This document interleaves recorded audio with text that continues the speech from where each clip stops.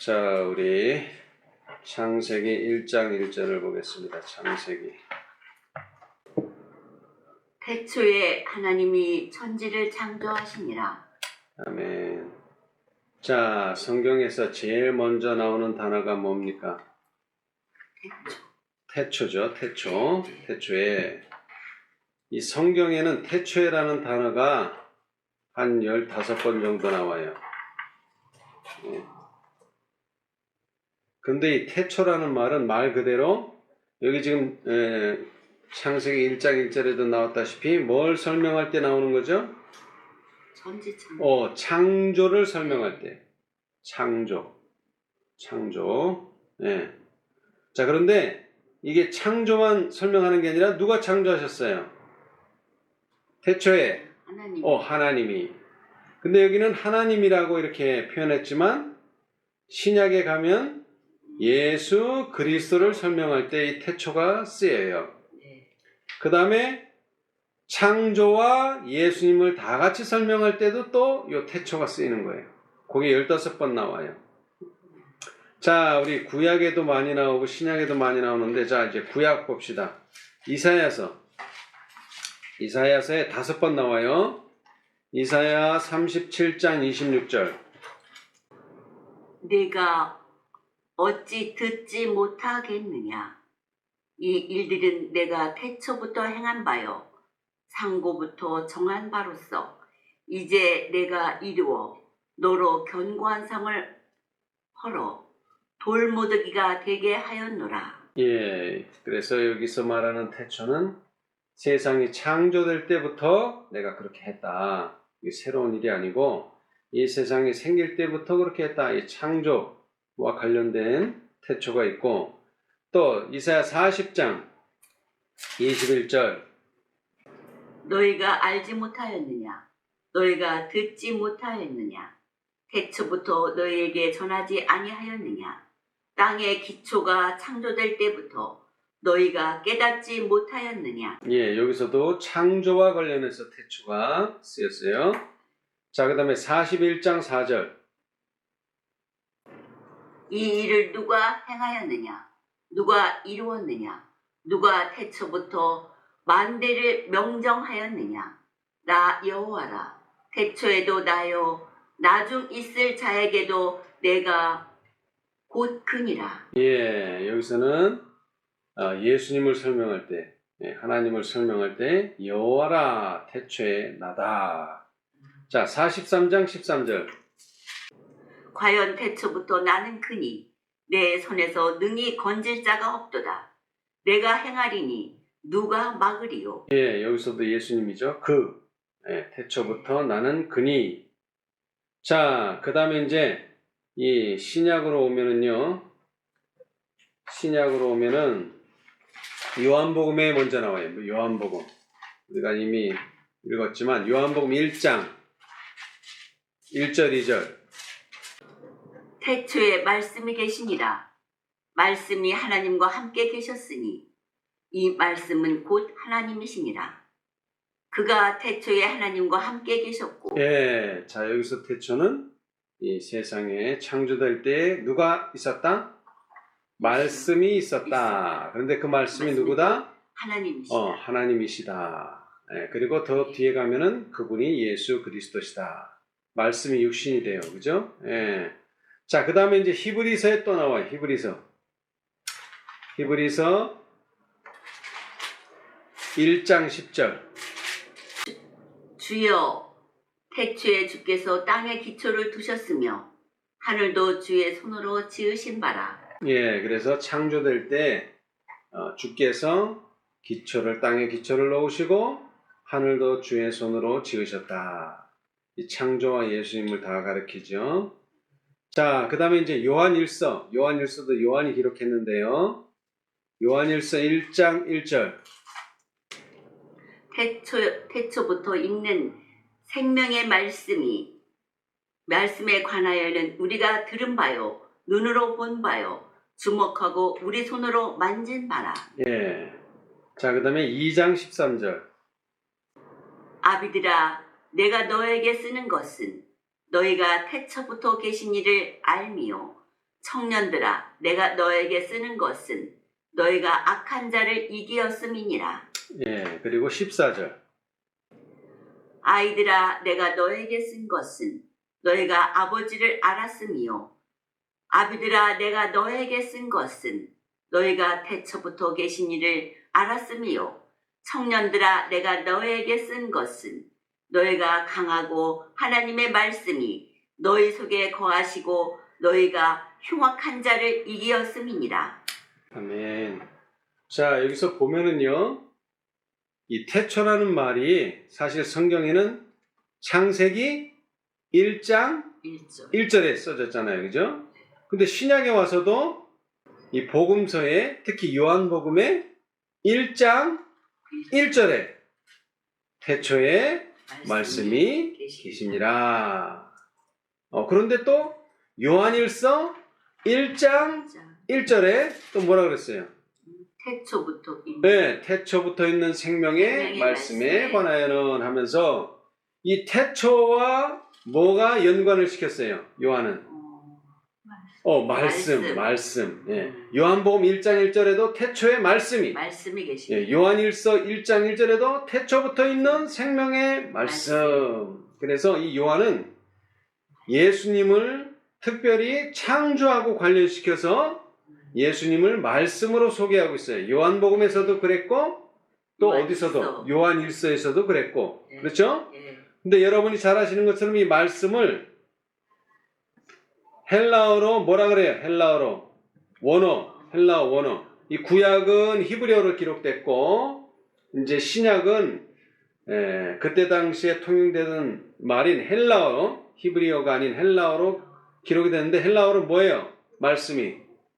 여러분 많이 들었을 텐데 모르겠어요? 로고스. 아, 맞아. 로고스예요. 로고스. 말씀이 로고스. 네. 로고스. 자, 그런데 이 로고스라는 단어를 제일 많이 언급한 책이 신약 27권 중에 어떤 책이냐면 바로 사도행전이에요. 사도행전. 예. 자, 요한이 뭐라고 강조했죠? 요한일서 1장 1절에 태초부터 있는 무슨 말씀? 말씀이. 태초부터 있는 무슨 말씀? 생명의 말씀. 이걸 다른 말로 하면 뭐예요? 살아있는 말씀. 죽은 말씀이 아니고 네, 살아있는 말씀. 근데 그 말씀이 가장 살아있었을 때가 언제일까요? 이른비 성령을 받고 제자들이 막 말씀을 전파했을 때 많은 사람들이 회개하고 그랬을 거 아니에요. 그죠? 네네. 그때가 뭐예요? 가장 살아있는 때죠, 말씀이. 그래서 사도행전에 제일 많이 기록했어요. 뭐가? 로고스, 말씀이 제일 많이 기록되어 있어요. 그 다음으로 두 번째로 많이 나오는 데가 어디예요? 바로 요한복음이에요. 요한복음. 로고스가 제일 두 번째로 많이 나와요. 예. 자, 그러면서 또 어디에도 로고스가 많이 나오느냐? 요한이 기록한 계시록에도 많이 나와요. 계시록. 자, 우리 한번 봅시다. 요한계시록 1장 3절. 이 예언의 말씀을 읽는 자와 듣는 자들과 그 가운데 기록된 것을 지키는 자들이 복이 있나니 때가 가까우니라. 예. 자, 보세요. 이 예언의 말씀을 뭐 하는 자? 첫 번째, 읽는 자. 그 다음에 듣는 자. 그 다음에 기록한 것을 지키는 자들이 뭐가 있다? 복이 있다. 아, 복이 있다. 이게 요한계시록의 7개의 복 중에 첫 번째 복이에요. 첫 번째 복. 예. 근데 거기에 뭐가 관련돼 있어요? 그 복에. 네. 말씀이 관련돼 있죠. 네, 말씀. 네, 말씀. 근데 그 말씀 중에서도 또 어떤 말씀? 말씀 중에서 예언의 말씀. 그러나 어떻게 됐든지 간에 말씀이에요. 로고스예요. 네. 로고스를 읽는 자가 복이 있고 로고스를 듣는 자가 복이 있고 그 다음에 로고스를 지키는 자가 복이 있다. 네. 자, 그 다음에 22장. 이것도 7번째 복이에요. 7번째 복. 7절. 보라, 내가 속히 오리니 이 책의 예언의 말씀을 지키는 자가 복이 있다. 복이 있으리라 하더라. 아멘. 자, 여기도 뭐가 관련돼 있어요? 로고스. 말씀을 뭐 하는 자? 지키는 자. 지키는 자. 근데 사실 이거는 중복된 거예요, 지금. 첫 번째 복이 요한계시록 1장 3절인데 그 세 번째 읽는 자, 듣는 자, 그 다음에 마지막 세 번째는 지키는 자인데 또 마지막 요한계시록을 끝내면서 하시는 말씀이 다시 반복. 말씀을 로고스를 지키는 자가 복이 있다. 아멘. 그러니까 이중의 복이 있는 거예요. 지키는 사람은 이중의 복. 그렇죠? 네. 그래서 이 로고스는 매우 중요해요. 왜? 이걸 지키면은 복을 받기 때문에. 그것도 이중의 축복을 받기 때문에. 그렇죠? 아멘. 예. 자, 여러분, 루터 아시죠? 예. 예, 종교개혁을 한 사람. 예. 뭐 세상 사람도 다 아는 사람이에요, 루터는. 예? 종교인만 아는 게 아니라. 이 루터가 왜 종교개혁을 하게 됐어요? 왜? 천주교에서 부당한 일을 했죠. 뭐를 했어요? 면죄부를 팔았죠. 물론 면죄부를 판 게 잘못되긴 했지만 그것을 깨닫게 해주는 사건이 하나 있었어요. 그게 뭐예요? 하나님의 음성을 들었어요. 아니요. 하나님의 음성을 들은 게 아니고 물론 하나님의 음성도 들었는데 중요한 것은 성경을 보게 됐다는 거예요. 그죠? 네. 아니 목사님 루터가 신부가 되려고 하는데 성경을 그제서야 봤다고요? 그때는 그랬어요. 그때는 성경을 어디 가야 봐요? 성전에 봐요. 집에 가 있는 게 아니야. 이 책이 저기 도서관, 그것도 조그만 도서관에는 없어. 큰 도서관에. 그것도 뭐예요? 빌려갈 수가 없어요. 빌려갈 수가. 집에서 볼 수가 없어. 이게 줄로 묶여 있어. 줄로 묶여 있어가지고 거기 가서만 보지. 거기 나오면 못 봐. 그 정도로 폐쇄된 종교 생활 중에서 루터가 뭐를 보고? 믿음으로만. 성경을 보고서 이게 하나님의 말씀이구나. 그러면서 그 말씀을 책에 있는 말씀으로 안 게 아니라 여기 말한 그대로 읽고 그 다음에 듣고 그 다음에 그 말씀대로 지켰더니 정말 이 말씀이 살아있다는 것을 경험을 하게 된 거예요. 그죠? 예. 자, 우리 한번 봅시다. 각시대 대쟁투. 오늘날 성경은 아주 흔하지만 이 16세기 루터 당시에는 이게 도서관에 가야만 볼 수 있는 책이에요. 이게. 자, 각시대 대쟁투 122페이지. 122. 왜 그렇게 했을까요? 사람들이 볼 수 없게. 사단이 그렇게 한 거죠. 사단이. 네. 성경을 못 보게. 자, 122페이지. 어느 날 루터는 대학 도서관에서 서적을 조사하다가 라틴어 성경을 발견하였다. 그는 이러한 책을 본 적도 없었고 그런 책이 있는 것도 알지 못하였다. 그는 예배 시간에 회중에게 복음서와 편지서의 일부를 읽어주는 것을 들어왔는데 그것이 성경의 전부인 줄로 생각하였다. 그런데 이때에 처음으로 그는 성경의 전부를 보게 되었던 것이다. 그는 두렵고 놀라운 마음으로 생명의 말씀을 읽어 내려갔다. 그리고 맥박이 빨라지고 가슴이 두근거리는 가운데 생명의 말씀을 읽어 가다가는 때때로 멈추고서 오 하나님 나에게 이런 책을 주셨으면 하고 부르짖었다. 하늘 천사들이 그의 곁에 있었고 하나님의 보좌로부터 비치는 빛이 진리의 보배를 그에게 알려주었다. 그는 지금껏 하나님께 불쾌히 여김을 받고 있지나 않은지 두려워하고 있었으나 이번처럼 죄인으로서의 자신의 상태를 깊이 깨달은 적은 없었다. 아멘. 이것이 바로 루터의 생애에 있어서 신앙생애로 완전히 변화되는 계기가 된 거예요. 성경을 발견하면서. 그래서 그는 뭐라고 말했어요? 생명의 말씀을 읽어 내려갔고 생명의 말씀을 읽게 되었다. 감추인 보화를 찾은 것처럼 아주 그는 보배를 하나 발견한 거예요. 그죠? 그렇기 때문에 그가 뭐를 할 수 있었어요? 종교 개혁을 할 수 있어요. 여러분 생각해 보세요. 수십 년이 아니라 1260년 동안 그 긴 세월을 뭐 했던 철옹성같이 지켰던 천주교회를 겨우 한 명이서 대적한 거예요. 겨우 한 명이. 그죠? 그 힘이 어디서 나왔어요? 바로 이 성경에서 나온 거예요. 말씀에서 나온 거예요. 말씀에서. 근데 여러분 지금은 어때요? 세상에서 베스트셀러가 뭐예요? 세상에서 가장 많이 팔리는 책. 성경이에요. 성경이 세상에서 이렇게 가장 많이 팔리는데 도덕성은 점점 어떻게 돼가 이게? 맞아서. 낮아져요. 아니 성경책은 많이 팔리는데 도덕성은 더 낮아진다. 이거 뭐 어떻게 된 거예요? 이 비례해야 되는데 성경이 팔리는 것만큼 도덕성도 올라가야 되는데 지금 어떻게 돼가고 있다는 거예요. 이게 사람들이 성경을 보기는 보는데 교과서처럼. 여기 말한 그대로 생명의 말씀으로 읽는 사람은 극히 드물다. 네, 맞아요. 예. 그래서 전에는 성경을 못 보게 가둬버렸는데 이제는 성경 봐라.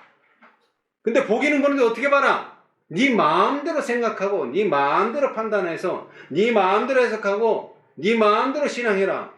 성경을 보긴 보는데 그렇게 돼버린 거예요. 지금 세상의 신앙이. 그죠? 네. 자, 각시대 대쟁투 586페이지.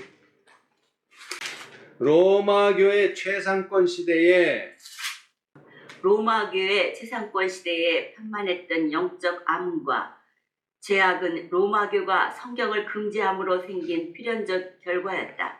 그러나 종교 자유 아래 복음의 빛이 찬란하게 빛나고 있는 이 시대에 불신이 편만하고 하나님의 율법을 거절하는 일과 그 결과로 생기는 타락의 원인은 어디에서 찾아야 할 것인가? 이제는 사단이 성경을 빼앗음으로 세상을 더 이상 그의 지배 아래 둘 수 없으므로 그는 동일한 목적을 성취하기 위하여 다른 수단을 쓴다. 성경을 믿는 믿음을 파괴하는 것은 성경 자체를 파괴하는 것과 마찬가지로 그의 목적을 성취하는 길이 된다. 하나님의 율법을 준수할 의무가 없다는 신조를 소개하므로 사단은 사람들로 하여금 그들이 마치 성경의 교훈을 전혀 모르는 것처럼 범죄하도록 효과적으로 유도한다. 그리고 그는 오늘날도 옛날과 마찬가지로 교회를 통하여 자기의 목적을 수행하고자 노력하고 있다. 오늘날의 종교단체들은 성경에 명백히 나타나 있는 인기 없는 진리를 듣기를 거절하고 그 진리를 대적하여 싸우는 중에 여러 가지 해석을 채택했으며 회의론의 씨를 널리 뿌려온 입장을 취해오고 있다. 예, 자 거기까지. 자, 사단이 처음에는 뭐를 못 보게 했어요? 성경을 못 보게 했어요. 자, 그런데 이제 점점 세상이 밝아지고 이 복음이 점점 확산되면서 성경을 더 이상 가둬둘 수가 없게 됐어요. 그러면서 성경이 복음은 되기는 했지만 성경 자체를 파괴할 수 없으니까 이제는 뭐예요? 성경을 믿는 믿음을 파괴하는 거예요. 네. 믿음을. 그러니까 성경을 읽긴 읽는데 뭐로 읽는 거예요? 믿음 없이 읽는 거예요. 믿음 없이. 네. 그런데 더 충격적인 건 뭐예요? 오늘날도 옛날과 마찬가지로 사단이 뭐를 통해서 일한다고요? 교회를 통하여 일한다. 이게 참 엄청난 이야기죠. 사실은 누가 교회를 통해서 일하셔야 되는데 하나님이 교회를 통해서 일해야 되는데 누구도 사단도 교회를 통해서 일한다는 거예요. 이게 참 많은 사람들이 그래요. 교회 다닌다고. 근데 그 교회가 정말 하나님을 위해서 일하는 교회인지 사단을 위해서 일하는 교회인지 잘 따져봐야 돼요. 오늘날 종교단체들은 성경에 명백히 나타나 있는 인기 없는 진리를 듣기를 거절하고, 그러니까 뭐를 듣기를 거절하는 거예요? 진리를 듣기를 거절하는 거예요. 진리를. 왜? 진리는 인기가 없기 때문에. 자, 그 다음에는 그냥 듣지만 않는 걸로 끝나는 게 아니라 그 진리를 대적해서 싸워요, 또. 그래가지고 원래 성경이 가리키는 것과 다른 여러 가지 해석을 채택해. 그래가지고 결국 뭐를 하는 거예요? 사람들로 하여금 그건 뭐 믿음 별거 아니야. 교회 다녀봐야 별거 아니야. 회의론을 만드는 거예요. 이제 회의론. 교회 다녀봤자야. 그거 뭐 소용없어. 그 중에 제일 중요한 게 뭐예요? 자, 그 다음 달라. 영혼 불멸설과 죽은 자에게 의식이 있다는 법왕교의 오류를 그대로 고수함으로써 그들은 강신술에 대한 유일의 방어책을 거부해버렸다.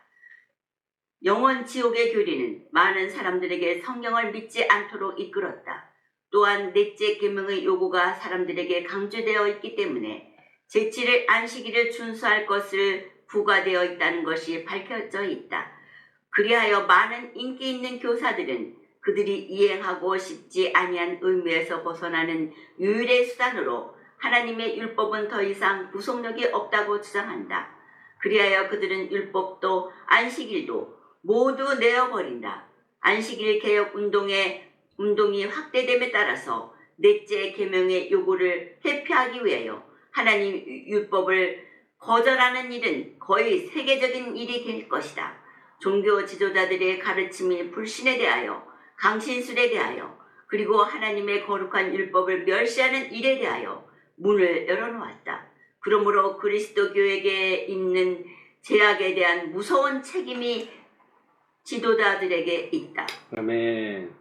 자, 여러분, 마지막 때에 지도자들이 7배나 더 뜨거운 불에 타는 이유가 뭐예요? 많은 영혼을 많은 영혼을 잘 가르쳤으면 천국으로 갈 수 있는, 예수님을 만날 수 있었던 사람들을 잘못 가르쳐가지고 사단의 종으로 만들어버렸기 때문에 그런 거예요. 그죠? 네, 그런데 그 중에 제일 중요한 진리가 2개인데, 하나는 영혼 불멸설, 또 하나는 제7일 안식일을 무시해버리는 거. 네, 이 영혼 불멸설, 그러니까 영혼이 죽지 않고 몸은 죽어도 영혼이 어딘가 떠돌아서 결국 천국 가고, 그 다음에 잘못 산 사람들은 영원한 지옥에 빠진다는 그런 그릇된 교리를 만들어 놓았다 이거예요. 그래서 많은 사람들이 나 영혼이 불타도 나 그런 하나님 나 안 믿어, 이렇게 돼버린 거예요. 회의론자를 만들어 버린 거예요. 그 다음에 또 하나는 제7일 안식일을 무시함으로 율법은 중요한 게 아니야, 믿음으로 우리가 구원 얻는 거야, 예수님은 우리를 사랑하셔, 이런 잘못된 길로 신앙을 이끌어가게 됐다 이 말이죠. 그죠? 예. 자, 그러던 차에 또 누가 나타났어요? 이제 종교개혁자 한 사람, 윌리엄 밀러가 나타난 거지. 윌리엄 밀러, 재림 기별을 전파하며 첫째 천사의 기별을 전한 윌리엄 밀러를 보십시다. 자, 319페이지. 이게 다 성경을 무시하고 성경을 연구하지 않은 결과인데, 윌리엄 밀러를 봅시다. 이제 319페이지. 밀러는 지금까지 그가 경멸하게 여겨온 종교에 대한 신앙을 여러 사람 앞에 고백하였다. 그러나 그의 믿지 않는 친구들은 그가 이전에 자주 성경의 권위에 대하여 힘있게 반대하여 온 바로 그 모든 논증들을 지체 없이 제시하였다. 그때 그는 그 사람들에게 대답할 수가 없었다. 그러나 그는 성경이 하나님의 계시일 것 같으면 반드시 그 자체의 모순이 없어야 하고, 그것이 인류의 교훈으로 주어졌다면 사람이 이해할 수 있어야 할 것이라고 생각하였다. 그리하여 그는 자신을 위하여 성경을 연구하되 모순된 것처럼 보이는 점들이 조화를 이룰 수는 없는지 연구해 보기로 결심하였다. 아멘. 자, 보세요. 윌리엄 밀러가 어느 가정에서 태어났어요? 윌리엄 밀러가 기독교 가정에서 태어났어요. 네. 그런데 점점 자라나면서 청년기를 거치면서 종교에 대한 회의론자에 빠지고, 더 나아가서는 종교를 반대했어요. 네, 그런 친구들을 사귀면서. 근데 전쟁을 겪으면서 사람이 이렇게 죽어가는구나, 아주 힘없이 죽어가는구나, 그러던 차에 이제 다시 한번 그 신앙의 힘을 의지하게 됐어요. 그런데 여태까지는 물론 기독교 집안에서 태어나긴 했지만 성경을 체계적으로 그리고 열심히 연구한 적은 한 번도 없었어요. 그런데 이제 자기가 종교를 반대했을 때 그 입장을 반박하기 위해서는 성경을 제대로 한번 연구해 봐야 되겠다. 그래서 이제 성경을 연구하기 시작했어요. 근데 성경을 연구하게 된 기초에 뭐가 있어요? 성경은 신학자만 보는 책이 아니고, 목사만 보는 책이 아니고, 누구도 모든 믿음을 갖기를 원하는 사람들이 읽으면 뭐를 할 수 있어야 돼요? 이해할 수 있어야지. 그러니까 뭐 공부한 사람, 목사, 뭐 이런 사람은 이해하면, 목사 아닌 사람, 그 다음에 지도자 아닌 사람은 이거 뭐 구원받을 수가 없잖아요. 그렇죠? 예. 그 다음에 성경이 정말 하나님의 말씀이라면 그 자체에는 모순이 없고 다 말씀들이 조화를 이루어야 된다. 그러한 기본적인 입장을 가지고 이제 성경을 연구하기 시작한 거예요. 그죠? 예. 예, 자 이제 그 다음 달라.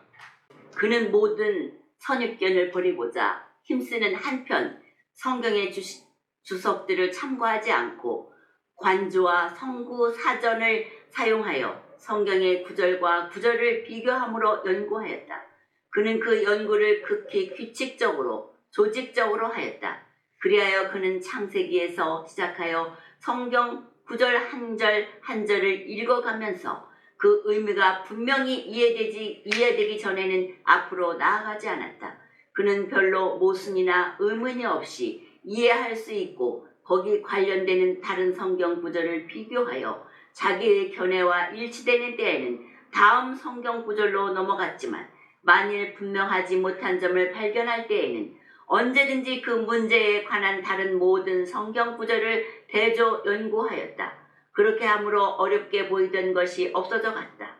그는 이해하기 어려운 구절을 만나면 다른 성경 구절에서 그 해석을 찾아 발견하였다. 그가 하나님의 깨우쳐 주심을 위하여 열렬히 기도하면서 연구할 때 이전에 이해할 수 없으리만큼 어둡게 보였던 것들이 분명해졌다. 그때 그는 주의 말씀을 열무로 우둔한 자에게 비치어 깨닫게 하나이다. 고 한 시인의 말을 깨닫게 되었다. 아멘. 자, 이 밀러는 성경 박사도 아니고 성경 학자도 아니었어요. 그러나 성경을 연구하면서 점점 지혜로운 자가 된 거죠. 그죠? 네. 그런데 중요한 것은 이 그때 당시에도 지금도 뭐 말할 것도 없지만 성경 주석이 많아요. 성경을 해석해 놓은 책들이. 그런데 지금 자기는 아무런 지식이 없으니까 누가 옳은 말을 하고 누가 조금 그릇된 말을 하는지 찾아낼 수가 없으니까 아예 주석을 참고하지를 않았어요. 그리고 뭐를 참고했어요 대신? 관주. 성경사전. 그 다음에 성구사전. 자, 성구사전이 뭐예요? 성구사전. 자, 예를 들어서 바다, 계시록에 바다가 나오잖아요. 그러면 이 바다가 상징적으로 뭐를 상징하냐 이거 보려면 바다라고 하는 단어가 들어있는 성구를 다 찾아봐야 돼 일단은. 그죠? 그게 성구사전이에요. 어떤 단어가 바다면 바다, 계시면 계시, 요 단어를 쭉 나열해 놓은 책이 성구사전이에요. 자, 그 다음 관주는 뭐죠? 관주. 참고해 놓은 책. 자, 성구사전은 바다라고 하는 단어가 들어가야지 나오지만 관주는 바다가 안 들어가도 그것과 관련된 어떤 것들을 이미 써놓은 거예요, 이제. 그러니까 꿰를 관자에 구슬주자, 구슬을 꿰듯이 쫙 이렇게 꿰놓은 거예요. 그래서 우리 지금 보는 성경에도 관주가 있죠? 그래서 나 이 성경절은 잘 모르겠다 그러면 관주를 찾는 거예요, 이제. 그럼 여기 이런 말씀이 있네? 그럼 이런 말씀과 이런 말씀을 비교해서 본인이 이해가 되면 뭐하고? 넘어가고. 다음 절로 가고. 그러니까 얼마나 이게 천천히 연구를 한 거예요, 이게 천천히. 몇 년을 연구한 거예요. 거의 한 2년 가까이. 그래서 이제 어디까지 간 거예요, 이제 이 연구가? 다니엘 47번째 책인 다니엘서까지 간 거예요. 그러면서 8장 14절까지 가서 이제 2300주야를 깨닫게 된 거예요. 그렇죠? 자, 그런데 여기 강조했어요. 뭐라 그랬냐면 다른 책은 아무것도 사용하지 않고 그저 성경의 구절과 구절을 비교한다. 그러니까 성경을 성경으로만 연구하는 거예요. 그렇죠? 자, 그 다음에 또 뭐예요? 자, 오늘 연구했으니까 일주일 뒤에 또 연구하고 이런 게 아니라 규칙적으로 그 다음에 조직적으로 연구했다. 이게 중요한 거예요. 그러니까 성경은 매일 연구해야 된다. 규칙적으로. 그 결과가 2300주야를 깨닫게 된 겁니다. 놀라운 일이죠, 이거 뭐. 자, 그런데 아까도 말했다시피 태초가 뭐와 관련되어 있다고 해요? 태초. 말씀.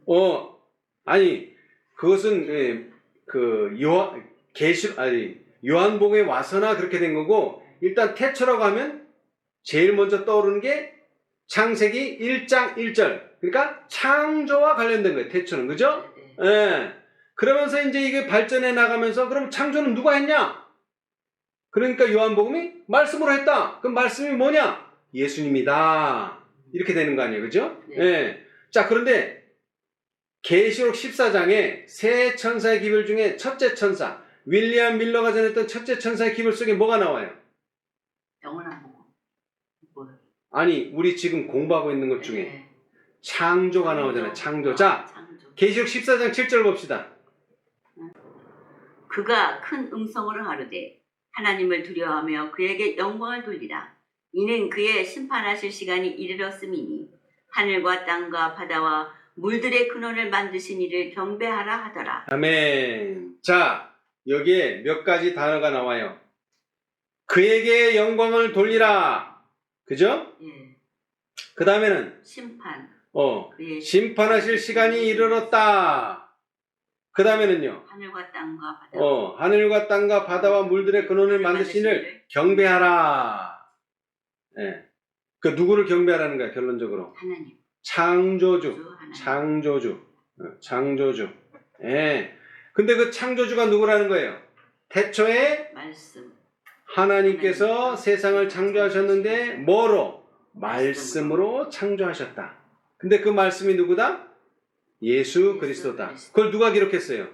요한. 요한이. 근데 그 똑같은 요한이 지금 요한계시록에서 하늘과 땅과 바다와 물들의 근원을 만드신 이를 경배하라.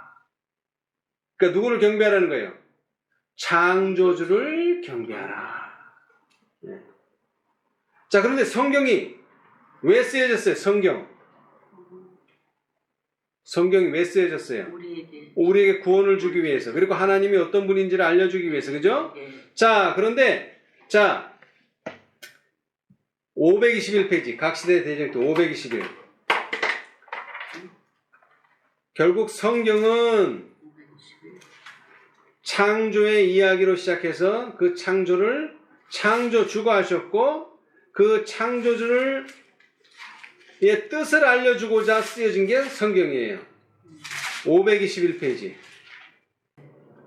성경은 창조주의 뜻을 알고자 성경은 창조주의 뜻을 알고자 갈망하는 모든 사람을 지도하기 위하여 주어졌다. 자, 왜 주어졌다고 성경이? 갈망하는 자들을 지도하기. 아니, 뭘 갈망하느냐가 중요하죠. 갈망하는 뜻을 게 알고자.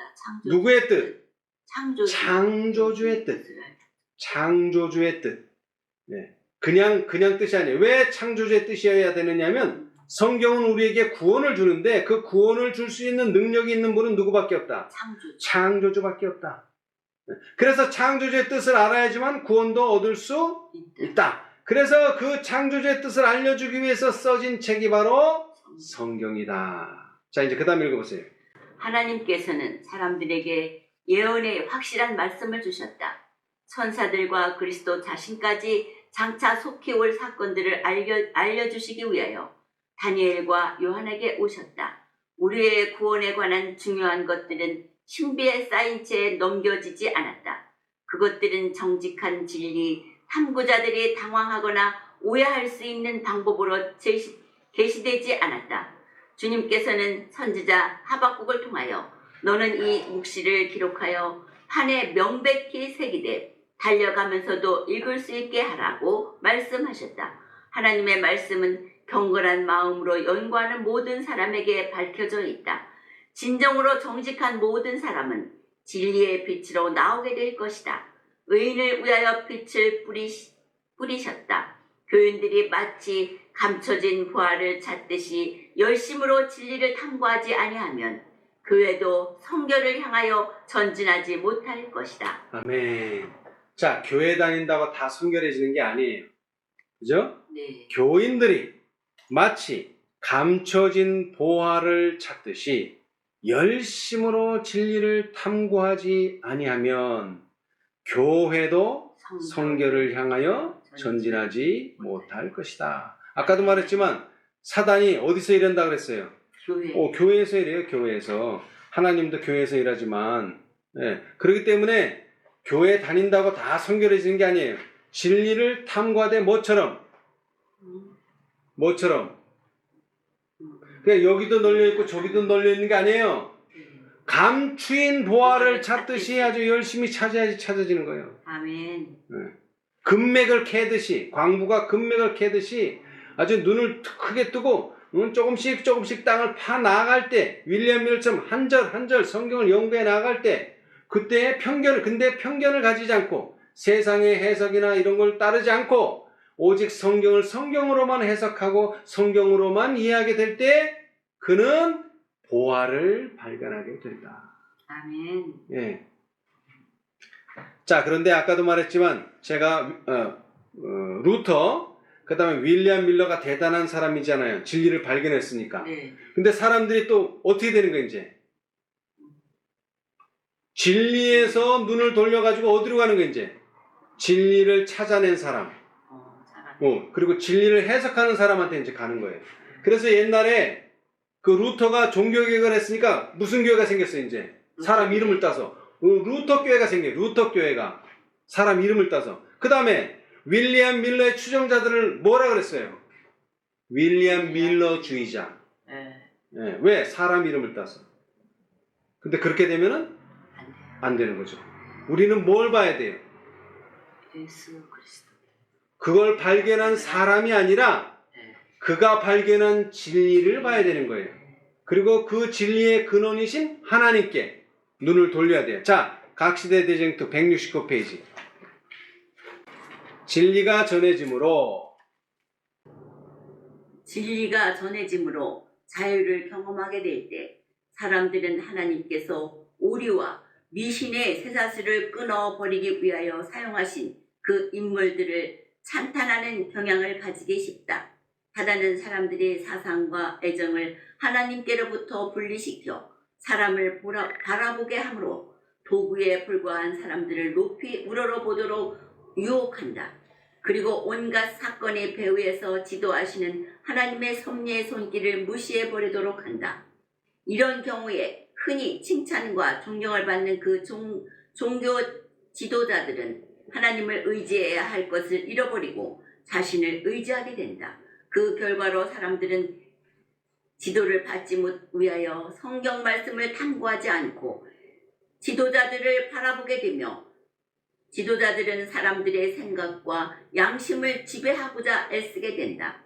개혁사업의 지지자들이 이와 같은 정신에 사로잡히게 되면 개혁사업은 방해를 받게 된다. 그러므로 하나님께서는 이런 위험에서 개혁사업을 보호하고자 원하셨던 것이다. 하나님께서 바라신 것은 그 사업이 사람의 사업이 아니고 당신의 사업임을 사람들에게 인식시키려 하신 것이었다. 사람들의 눈이 루터를 진리의 해석자로 주목하게 되었으므로 그들의 눈을 진리의 영원한 근원이신 하나님께로부터 돌리기 위하여 그를 사람들에게서 떠나 있도록 옮기셨다. 아멘. 그래서 이 루터가 숨어버린 거예요. 숨어버렸어. 네, 사람들의 인기에서 숨어버린 거예요. 왜? 이게 하나님의 사업이 하나님께서 하시는 사업으로 인식돼야 되는데 루터의 사업처럼 인식된다 이 말이죠. 네, 사람을 높이고. 자, 밀러도 보세요. 밀러가 셋째 천사의 기별을 그대로 따라갔더라면 아마 어떻게 됐을지 장담 못해요. 네, 물론 진리는 발전했겠지만 밀러주의자들이 결국 밀러 교회를 만들었을지도 몰라요. 그러나 안타깝게도 밀러가 거기서 실패함으로 인해서 지금 오늘 우리가 보고 있는 교회가 생겼죠, 그죠? 네. 그런데 이 교회가 마치 엘렌지 화이트 교회처럼 생각해도 그것도 또 안 되는 거죠. 이것은 진리 교회예요. 진리가 이 교회를 지탱하는 거지 사람이 이 교회를 지탱하는 게 아니에요. 그렇죠? 그러나 중요한 것은 우리가 말씀의 토대 위에 굳게 서야 한다. 특별히 마지막 때에. 지금 제가 계속 강조하지만 요한계시록에 있는 벌어질 일들은 대부분 어디에서 일어날 사건들입니까? 예수님 재림 전에 있을 사건들이에요. 이것을 제대로 이해하지 못한다면 마귀의 유혹에 미혹에 빠지게 된다 이거죠. 그죠? 네. 자, 이제 마지막으로 한번 읽어보겠습니다. 각시대 대쟁투 598페이지. 성경에 가장 분명히 계시된 진리들이 위대한 지혜를 가진 것으로 자처하는 학자들에 의하여 의심과 흑암 속에 묻혀버렸는데 그들은 성경에는 그 사용된 연대에 나타나지 아니한 언어에 나타나지 아니한 신비하고 은밀하고 영적인 의미가 있다고 가르친다. 그런 사람들은 거짓 교사들이다. 예수께서 너희가 성경도 하나님의 능력도 알지 못한다고 말씀하신 것은 이런 부류의 사람들을 가리켜 하신 말씀이다. 성경에 기록된 언어는 표상이나 상징으로 사용된 것 외에는 그 언어의 분명한 뜻에 의하여 해석되어야 한다. 그리스도께서는 사람이 하나님의 뜻을 행하려 하면 이 교훈이 하나님께로서 왔는지 내가 스스로 말함인지 알리라고 약속하셨다. 만일 사람들이 읽는 그대로 성경을 받아들이고 그들의 마음을 잘못 인도하고 혼란케 하는 거짓 교사들이 없었을 것 같으면 천사들을 기쁘게 할 일이 성취되어 오늘날 오류에서 방황하고 있는 무수한 사람들이 그리스도의 우리 안으로 인도되었을 것이다. 아멘. 자, 오늘날 우리가 성경도 그렇고 예언의 신도 그래요. 특별히 예언의 신. 예.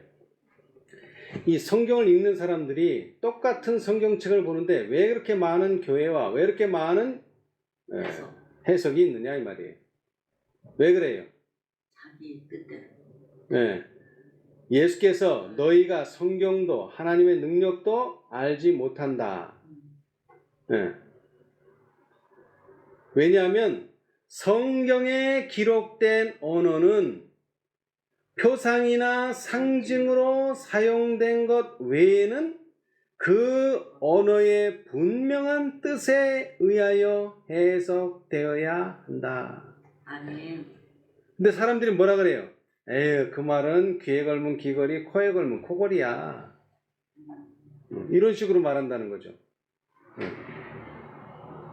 예수님은 그렇게 기록을 하지 않았는데 그 언어의 분명한 뜻에 의하여 해석돼야 돼요. 근데 뭐만은 표상이나 상징은 다르게 이해될 수 있어요. 그러나 그렇지 않은 말씀들은 거기에는 분명한 뜻이 있다는 거죠. 그런데 그 분명한 뜻을 모른다면 어떻게 돼요? 아까도 말했지만 성경을 기록한 이유가 뭐라 그랬죠? 성경은 창조주의 뜻을 알고자 갈망하는 모든 사람을 지도하기 위하여 주어졌다는데 그 뜻을 모르는데 어떻게 이게 신앙을 할 수 있겠어요? 없지. 근데 사람들이 연구하는 게 힘드니까 에휴, 그 말씀은 귀에 걸면 귀걸이, 코에 걸면 코걸이야. 이렇게 해석할 수도 있고 저렇게 해석할 수도 있어. 그러면서 뭔가 하나 해석을 정하는 걸 자꾸 뒤로 밀어요. 그러면서 뭐가 되는 거예요? 성경 연구가 점점 게을러지는 거죠. 왜? 이렇게 해석할 수도 있고 저렇게 해석할 수도 있으니까. 자, 다시 말합니다.